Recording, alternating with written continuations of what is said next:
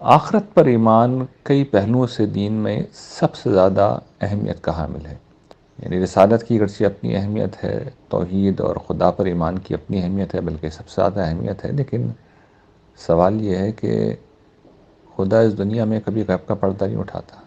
وہ کچھ بھی کرے گا غیب کی اور اسباب کے پردے میں رہ کے کرے گا۔ رسالت پر ایمان بڑا اہم ہے، اس کے بغیر نجات ممکن نہیں ہے، حضور کا طریقہ ہی اصل طریقہ ہے۔ لیکن یہ سب کچھ کس لیے؟ آخرت میں فلاح کے لیے۔ اسی طریقے سے جو باقی ایمانیات ہیں، مثال کے طور پر کتابوں پر ایمان ہے، تو اس کی اہمیت بھی یہی ہے کہ ان کے ذریعے سے ہمیں وہ صراط مستقیم پتہ چلتی ہے جو ہمیں خدا کی رضا تک، اس کی جنت تک لے جاتی ہے۔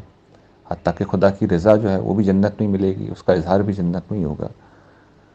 تو آخرت کا یقین، آخرت پر ایمان ان تمام پہلوؤں سے سب سے زیادہ اہم ہے۔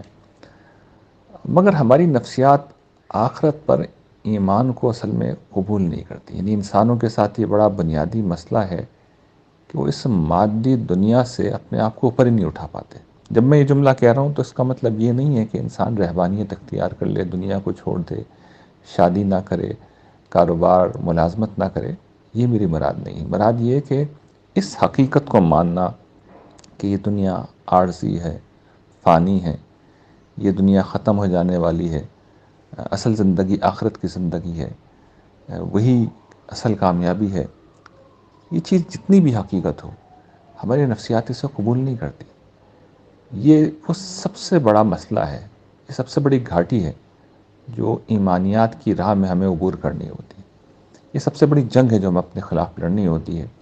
آپ اس سے اندازہ لگائیے کہ قرآن مجید نے، یعنی اس دنیا میں جو سب سے بڑا نقصان کسی کو پہنچ سکتا ہے وہ یہ کہ آپ کا جوان، یا کسی کا بھی، اللہ نہ کرے، جوان بچہ مر جائے۔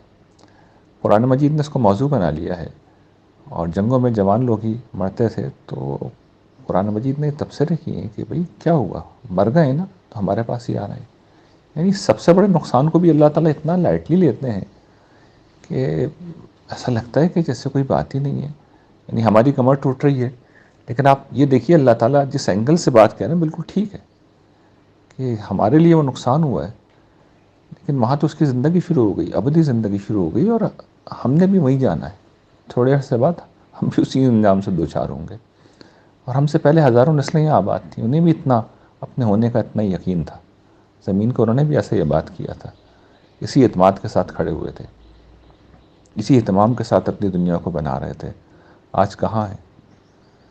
ٹھیک کچھ عرصے بعد، 20 سال بعد، 30 سال بعد، 50 سال بعد میرے اور آپ کے ساتھ بھی یہ ہونے جا رہا ہے۔ ہم بھی خواب ہو جائیں گے، خیال ہو جائیں گے، 2-3 نسلوں بعد کسی کو ہمارا نام یاد نہیں رہے گا، ہماری قبروں کے نشان مٹ جائیں گے۔ لیکن اس تیقن کے ساتھ اس وقت ہم کھڑے بھی ہوتے ہیں جیسے دنیا سب کچھ ہے۔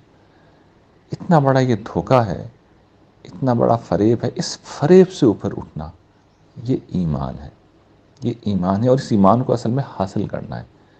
یہ وہ جنگ ہے جو ہمیں اپنی نفسیات میں لڑنی ہے۔ جب یہ جنگ ہم جیتیں گے، اس کے بعد یہ ممکن ہوگا کہ ہم وہ زندگی گزار سکیں گے جو خدا کو پسند ہے۔ اس کے بعد وہ زندگی وجود میں آتی ہے جس کا اگر کوئی رول ماڈل ہے تو حضرات انبیاء علیہ السلام ہیں، یا اگر عام انسانوں کو آپ لے لیجیے جو نبی نہیں تھے تو صحابہ کرام کی زندگی اس کا بہترین ماڈل ہے کہ وہ اس دنیا میں رہتے تھے، لیکن آپ دیکھیے کہ ان سے زیادہ آخرت پر یقین رکھنے والا کوئی نہیں تھا۔ وبالآخرۃ ہم یوقنون کا وہ عملی نمونہ تھے، آخرت پر پکا یقین رکھتے تھے۔ اور سب سے اہم بات شاید یہ ہے کہ ان کے اس ایمان کا نتیجہ تھا کہ دنیا جس طرح ان پر کھولی گئی کسی پہ نہیں کھولی گئی۔ تو اگر یہ چاہتے ہیں کہ دنیا کی بھلائی بھی ملے اور آخرت کی بھلائی بھی ملے، تو آخرت پر ایمان کو، حقیقی ایمان کو اپنی زندگی کا سب سے بڑا ہدف ہم سب کو بنانا چاہیے۔